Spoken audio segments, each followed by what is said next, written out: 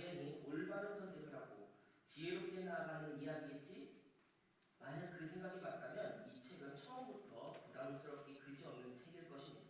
나는 저렇게 못하는데, 나는 저만큼 신앙이 좋지 않은데 하는 마음이 드는 것이죠. 그래서 책장에 꽂아만 두고 끝내 펴보지 못하는 분들도 많다는 이야기를 제가 들어본 적이 있습니다. 그러나 실제로 철로역정이라는 책을 펼쳐보시면 전혀 다른 이야기가 펼쳐지게 됩니다. 철로역정의 주인공 크리스천은 결코 완벽한 순례자가 아니었습니다. 그는 길을 잃었습니다. 수렁에 빠졌고요. 유혹 앞에서 흔들렸습니다.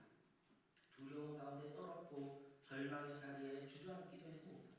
그럼에도 불구하고 그는 천성문 하나님 나라에 도착하게 됩니다. 오늘 우리가 함께 생각을 나눠보고 싶은 주제가 이것입니다. 한번 화면 보여주시겠어요?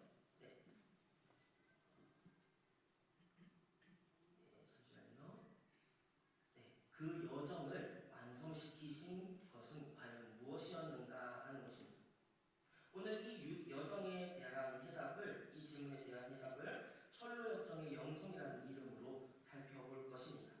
그런데 먼저 한 가지를 분명히 해두고 싶습니다. 성도님들께서는 영성이라고 하면 무엇이 떠오르십니까? 영성이라고 하면 아마 많은 분들이 기도, 묵상, 절제, 경건한 훈련 같은 것들을 떠올리실 것 같습니다. 인간이 수련하면서 연습하고 훈련하면서 쌓아올리는 무언가를 떠올리고 생각하시는 것이죠. 그러나 오늘 우리가 나눌 철로역정의 영성은 그런 것이 아닙니다. 오늘 본문 히브리서 12장 2절은 예수를 이렇게 부릅니다. 믿음의 주요 온전하게 하시는 이 믿음을 시작하게 하시는 분도 예수님이시고 그 믿음을 완성하시는 분도 예수님이십니다.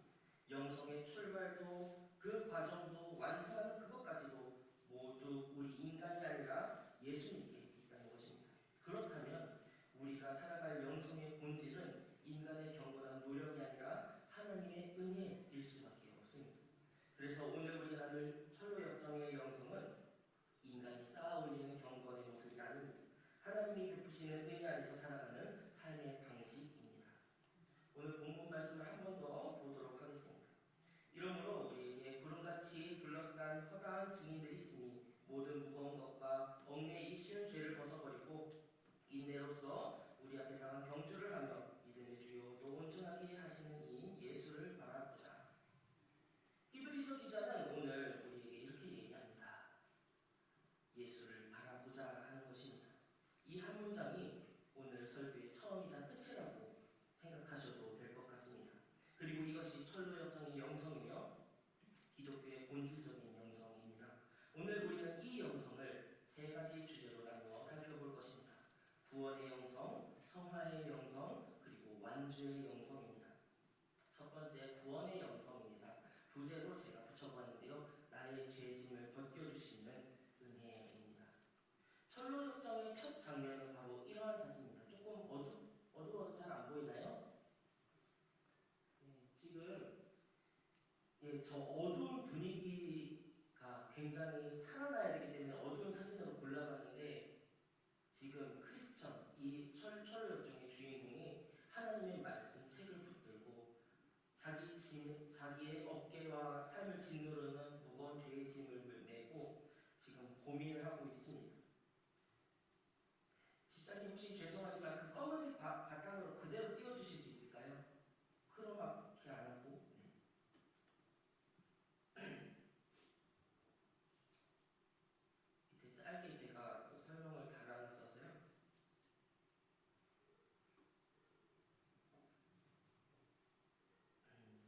이 남자가 등에 짐을 지고 서 있고 또 그는 이 상황 가운데서 이 멸망의 도시 가운데서 내가 어떻게 하면 구원을 얻을 수 있을까? 내가 이렇게 고통받는 삶에서 어떻게 하면 조금 더 평안해지고 내 마음에 안심이 올까 하는 고뇌하는 순례자의 모습을 지금 그림이 보여주고 있습니다. 이렇게 고민하고 고뇌하고 있는 크리스천에게 전도자가 찾아와서 그에게 좁은 문을 향해 가시오 라고 말해줍니다. 크리스천은 그 말을 듣고 길을 떠납니다. 가족들 가족도 이웃도 그를 말렸지만 그는 귀를 막고 달렸습니다. 그렇게 그의 순례가 시작됩니다. 그리고 결정적인 장면이 나오는데요. 이거는 십자가라서 잘 보이시죠? 밝은 십자가 앞에 섰을 때 그의 등에 매여있던 그 모든 죄악과 그 삶을 짓누르던 무거운 짐이 풀려지게 됩니다. 그에게 매여있던 쇠사슬이 끊어지게 되는 것입니다. 그래서 그 짐은 무덤 속으로 사라지고 크리스천은 세 번이나 뛰며 기뻐했습니다. 여기서 우리가 주목해야 할 점이 있습니다. 크리스천은 자기의 짐을 스스로 풀어낸 것이 아니었습니다. 짐은 십자가 앞에 서게 되었을 때 저절로 그 사슬이 끊기고 굴러 떨어지게 되었습니다. 그래서 저는 이 장면에서 여러분들에게 이렇게 이야기를 드리고 싶습니다. 네, 한 장 넘겨주세요. 네. 자, 한번 따라해 주시겠습니다. 노란색 글자입니다. 은혜가 먼저입니다. 은혜가 먼저입니다. 네, 은혜가 정말 먼저입니다. 구원은 내가 믿기로 결단해서 쟁취를 하고 얻어낸 결과값이 아닙니다. 하나님께서 죄인이 되었던 우리를 먼저 찾아와 주신 것입니다. 크리스천이 죄의 무게를 느끼고 몸부림칠 수 있었던 것도, 전도자가 그에게 먼저 나타나 방향을 알려주었던 것도, 그리고 십자가 앞에서 짐이 굴러 떨어진 것도, 그 모든 것이 그의 능력이 아니라, 그의 선택이 아니라 하나님의 선제적인 은혜였다는 것입니다. 우리도 마찬가지입니다. 우리는 스스로 죄를 깨닫지 못합니다. 그래서 우리 안에 계신 성령께서 그걸 깨닫게 해주십니다. 우리는 우리의 짐을 스스로 벗지 못합니다. 그래서 우리가 십자가 섰을 때 우리의 짐이 벗겨지는 것입니다. 즉, 십자가가 우리의 짐을 벗겨주시는 것입니다. 구원의 시작은 우리의 믿음의 결단이 아니라 하나님의 선제적인 방문이요 먼저 베푸신 사랑이라는 것을 오늘 우리는 기억해야 합니다. 말씀도 한번 보겠습니다. 너희가 그 은혜를 인하여 믿음으로 말미암아 구원을 얻었나니 이것이 너희에게서 난 것이 아니요 하나님의 선물이라. 에베소서 2장 8절의 말씀입니다. 하나님께서 먼저 선물을 예비해 주셨습니다. 구원의 은혜를 베풀지 않으셨다면 오늘 1부, 2부 예배 시간에 담임 목사님께서 보여주신 것처럼 병뚜껑이 닫혀 있을 때 그 물이 들어갈 수 있겠습니까? 근데 병뚜껑을 열어놔도 부어지는 물줄기가 없다면 그 병이 찰 수 있겠습니까? 하나님께서는 이미 우리를 사랑하시며 우리를 채우기 위하여 수많은 은혜를 준비하고 계신다는 것입니다. 두 번째로 말씀 읽어봅니다. 로마서 5장 8절인데요. 우리가 아직 죄인 되었을 때 그리스도께서 우리를 위하여 죽으심으로 하나님께서 우리에 대한 자기의 사랑을 확증하셨느니라. 우리가 아직 죄인 되었고 죄인인 줄도 모르고 그냥 그렇게 살아가고 있을 때 우리를 찾아와 주셔서 야, 너 뭔가 잘못되지 않았어? 너 삶이 너무 어렵지 않니? 왜 그런 것 같아? 하나님과의 관계가 회복되지 않아서 그래 라는 것을 깨닫게 해주셨다는 것입니다. 지금 잠시 나는 어떻게 신앙생활을 시작하게 되었을까를 좀 생각해 보시겠습니까?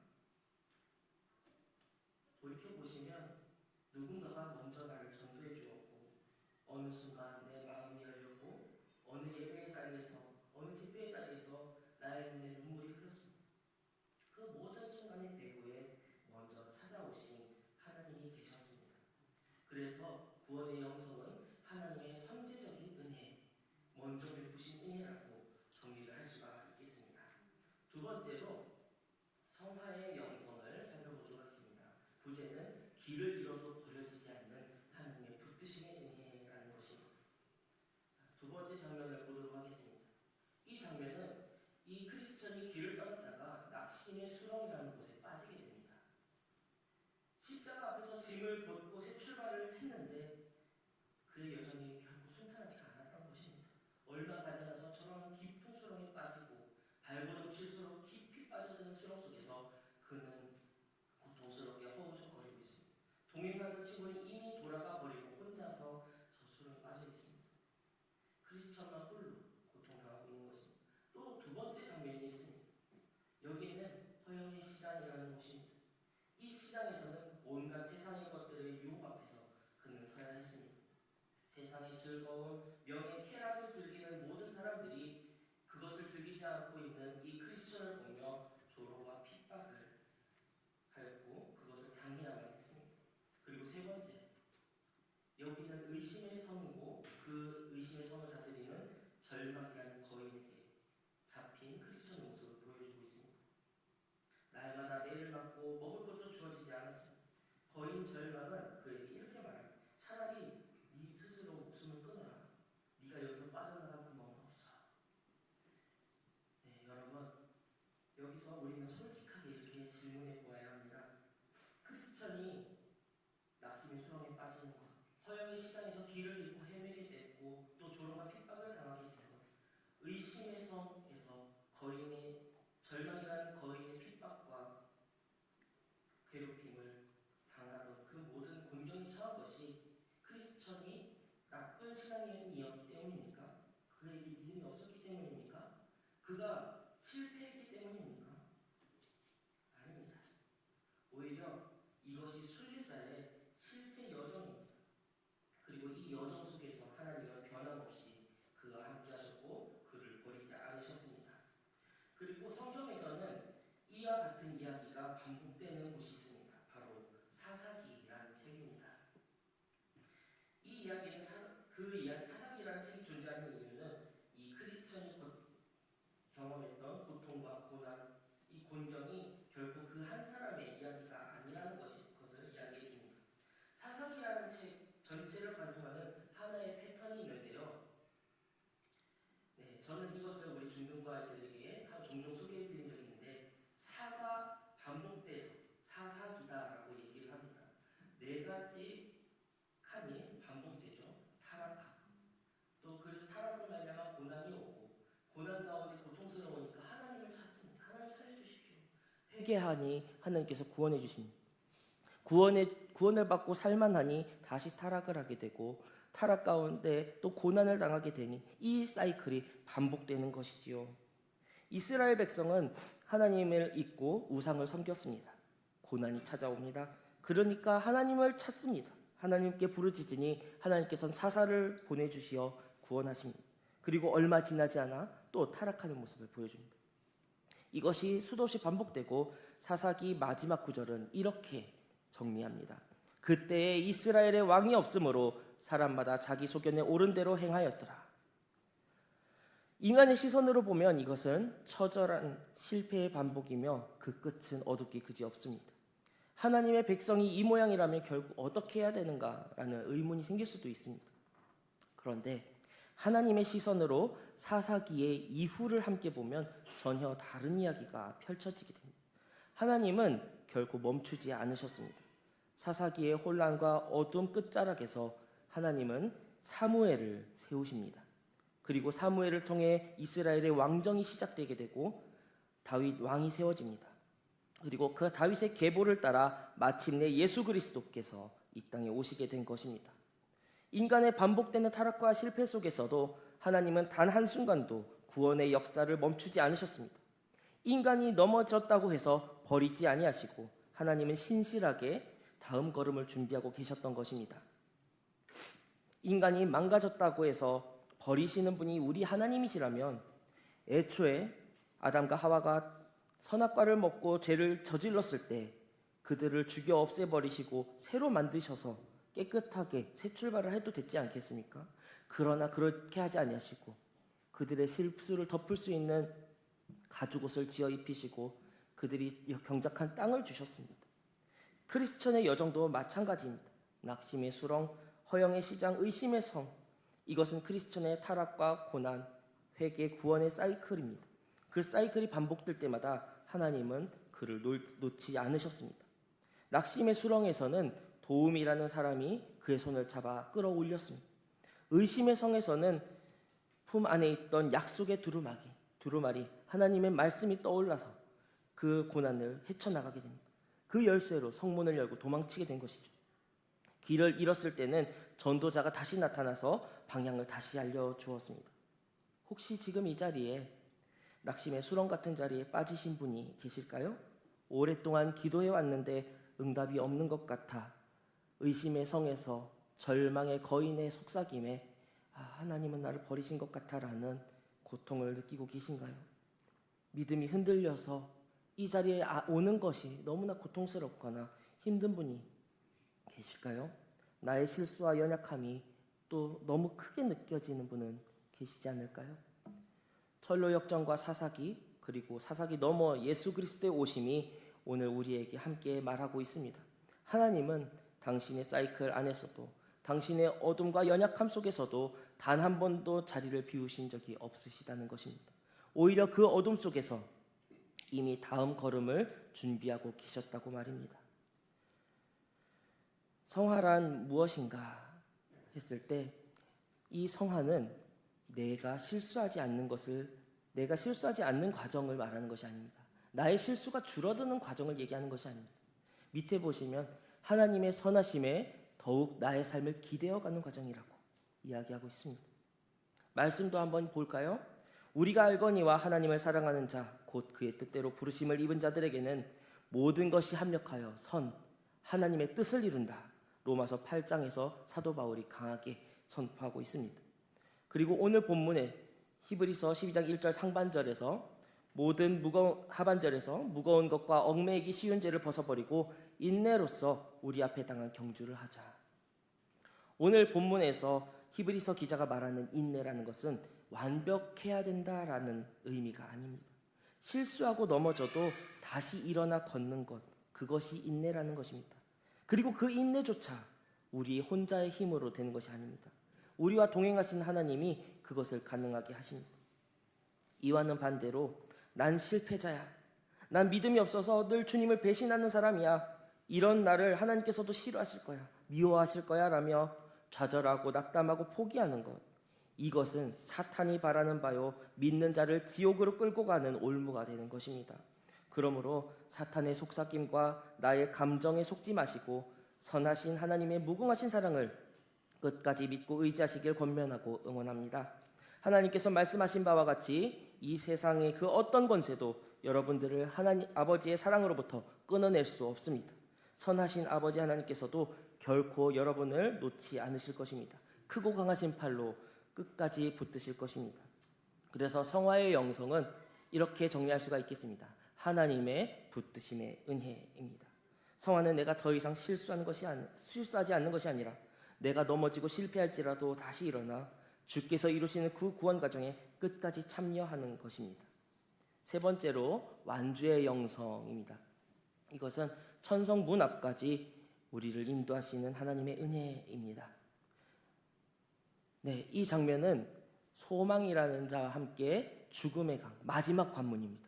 이 강을 건너면 하나님의 천성 문이 기다리고 있는 것입니다. 이 긴 여정 끝에서 크리스천은 천성의 문 앞에 서게 됩니다. 근데 이 죽음의 강을 건널 때 크리스천이 물에 빠지게 됩니다. 그래서 허우적거리고 있을 때 동행하고 있는, 지금 노를 젓고 있는 소망이라는 자가 이렇게 얘기합니다. 형제여, 강이 깊지 않습니다. 강 바닥이 보이고 있어요. 네, 바닥이 보인다는 것은 우리 발이 닿을 수 있는 깊이라는 것이죠.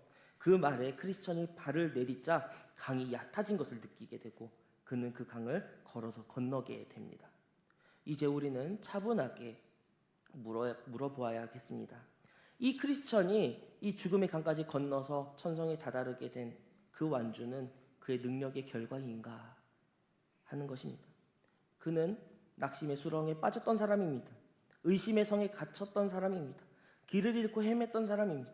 두려움에 떨며 죽음의 강 앞에서 가라앉을 뻔한 사람입니다. 그가 천성에 이를 수 있었던 이유는 오직 한 가지입니다. 순례의 모든 순간, 순례의 처음부터 끝까지 그와 함께 하신 하나님의 은혜라는 것입니다. 우리는 기억해야 합니다. 우리의 구원의 역사를 시작하신 분이 완성까지 함께 하신다는 것입니다. 크리스천이 의심의 성에 갇혔을 때 그의 품 안에는 약속의 두루마리가 담겨 있었습니다. 구원의 확신이 담긴 그 두루마리는 순례를 시작할 때 하나님이 주신 것이었습니다. 그것이 결국 그를 일으켜 세웠습니다. 완주한 것은 어떻게 보면 크리스천이 아니라 그를 끝까지 붙들고 완주하게 하신 하나님이셨던 것입니다. 빌립보서 1장 6절의 말씀입니다. 너희 안에서 착한 일을 시작하신 이가 그리스도 예수의 날까지 이루실 줄을 우리는 확신하노라. 구원도 은혜입니다. 성화도 은혜입니다. 완주도 은혜입니다. 시작하신 분이 끝까지 완성하십니다. 그렇다면 오늘 살펴본 이 세 가지 영성을 하나로 꿰뚫는 것이 무엇이겠습니까? 구원의 영성, 성화의 영성, 완주의 영성을 꿰뚫는 한 가지 핵심은 바로 하나님의 은혜라는 것을 발견하셨을 것입니다. 그래서 오늘 히브리서 12장 2절에서 우리에게 이렇게 말하고 있는 것입니다. 믿음의 주요 또 온전하게 하시는 이인 예수를 바라보자. 온전하게 하시는 이라는 표현을 눈여겨보시겠습니까? 순례의 여정을 완주시키시는 분은 예수 그리스도이십니다. 우리가 할 일은 그분을 바라보는 것입니다. 우리와 함께 하시는 예수님을 바라보는 믿음의 시선, 그것이 철로 역정의 영성 전체를 아우르는 핵심입니다. 그래서 완주의 영성은 하나님께서 완성하시는 은혜라고 정리할 수가 있겠습니다. 내 완주라는 것은 내 신앙의 완성도가 높아지거나 이 수준이 높아지는 것에 달린 것이 아니라 이렇게 부족하고 연약한 나를 끝까지 붙드시는 하나님의 신실하심에 의한 은혜라는 것입니다. 그래서 이 말씀에 이 은혜를 붙드는 지혜가 필요한데요. 결론을 저는 나의 눈을 밝혀주소서라고 내렸습니다. 이 고백은 다윗이 시편 13편에서 한 내용입니다. 마지막으로 이 시편 13편의 다윗을 살펴보려고 합니다. 먼저 다윗은 처음 서론부에 여러분께 제시한 철로 역정에 대한 선입견, 철로 역정의 주인공이라면 지혜롭게 하나님의 뜻을 분별하고 선택해서 천국에 잘 도착했을 거야 라는 선입견을 갖기에 딱 좋은 성경 인물 중에 하나일 것입니다.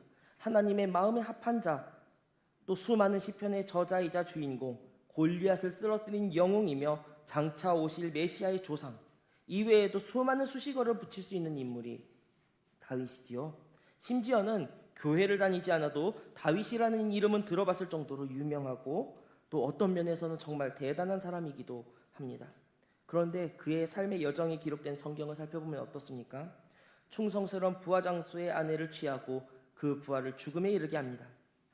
자신이 모은 군사수를 믿고 만족해하다가 혼쭐이 나기도 합니다. 다윗의 이야기를 읽으면 읽을수록 다윗도 아프고 울 때가 있었구나. 그도 넘어지고 실패할 때가 있었구나. 다윗도 우리와 같은 인간이었구나 하는 공감이 생기게 될 것입니다. 그 중에서도 오늘 제가 소개하는 시편 13편은 끝나지 않는 고난 속에서 하나님을 붙든 다윗의 모습이 잘 드러나는 그러한 노래 중 하나입니다. 시편 13편 1절 3절 말씀 제가 읽어드립니다. 여호와여 어느 때까지니까 나를 영원히 잊으시나이까? 주의 얼굴을 나에게서 어느 때까지 숨기시겠나이까? 그리고 3절입니다. 여호와 내 하나님이여 나를 생각하사 응답하시고 나의 눈을 밝히소서. 다윗은 하나님이 자신을 잊으신 것 같은 어둠 속에서 이렇게 부르짖었습니다. 나의 눈을 밝혀주십시오. 이것은 어떻게 보면 절망의 언어처럼 들립니다. 그러나 동시에 이것은 믿음의 언어입니다. 다윗이 나의 눈을 밝혀주소서라고 구한 것은 하나님이 나에게서 사라지셨다고 이야기한 것이 아닙니다. 하나님은 여전히 나와 함께하고 계시는데 다만 자신의 눈이 어두워져서 그것을 발견하지 못하고 보지 못하고 있음을 다윗은 알고 있었던 것입니다. 그래서 지금 내 눈을 열어주셔서 이 상황 속에서 함께 계신 주님을 발견하게 해달라, 깨닫게 해달라고 구한 것입니다. 이 두 본문이 시편 13편의 이 고백과 히브리서 12장이 만나는 교차점이 있습니다. 시편 13편은 어떻게 보면 탄식시라고 볼 수 있습니다. 그리고 히브리서 12장은 권면의 말씀입니다. 표면적으로는 봤을 때는 역할이 달라 보이기도 하고 다른 이야기를 하는 것 같지만 이 두 말씀은 동일한 신앙의 모습을 가리킵니다. 다윗이 나의 눈을 밝혀주소서라고 구했을 때 그는 하나님을 향해 시선을 돌리고 있었습니다. 히브리서 기자가 예수를 바라보자라고 권면할 때 그것은 이미 우리와 함께 계신 예수를 향해 시선을 고정하라라는 권면인 것입니다. 결국 이 두 본문은 이렇게 이야기하고 있습니다. 우리에게 이렇게 구하라는 것이죠. 주님, 지금 나와 함께 하신 예수를 볼 수 있도록 나의 눈을 밝혀주소서. 우리도 이렇게 기도하며 우리의 삶의 여정 가운데 어려움이 닥쳐왔을 때, 고난이 닥쳐왔을 때 하나님께 나의 눈을 밝혀주셔서 나와 함께 하시고 구원을 이루시는 주님, 그 주님의 모습을 발견하게 하옵소서. 그리하여서 이 철로 역정, 하나님 나라를 향해 나아가는 이 발걸음이 무너지지 않게 하소서. 어려움에 빠졌을 때 건져내어 주시고 끝까지 천성에 당도할 수 있도록 주님께서 인도하여 주옵소서. 이렇게 구해야 하는 것입니다. 그래서 오늘 우리 다 이렇게 기도할 수 있을 것 같습니다. 철로 역정의 모든 순간 가운데 크리스천과 함께 계셨던 그 하나님이 오늘 우리와 함께 계신 것을 믿으며 나의 눈을 밝혀주소서.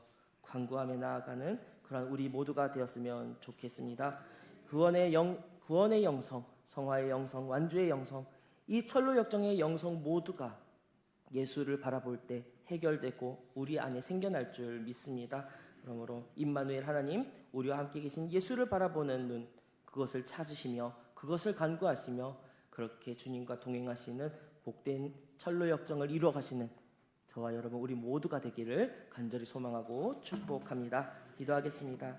사랑이 많으신 하나님, 우리를 구원하시고 또 성화하게 하시고 또 이 구원을 끝까지 이루게 하시는 그 주님께서 오늘 이 철로 역정의 영성을 간구하며 주님 앞에서 우리의 어두운 눈을 밝혀달라 간구하는 주의 백성들의 기도를 들으시고 또 응답하실 줄 믿습니다. 우리의 여정이 비록 순탄하거나 쉽지는 않은 길이지만 주님 나와 함께 하시며 우리 모두와 함께 하시는 주님의 신실하심을 의지하며 우리가 주님의 손을 꼭 붙들고 우리의 눈을 주님께 고정하며 우리를 온전케 하시는 이인 예수를 바라보며 나아가는 우리 모두 될 수 있도록 끝까지 함께하여 주옵소서. 임마누엘 예수 그리스도 세상 끝날까지 우리와 함께 하실 우리 구주 예수님의 이름으로 기도드립니다.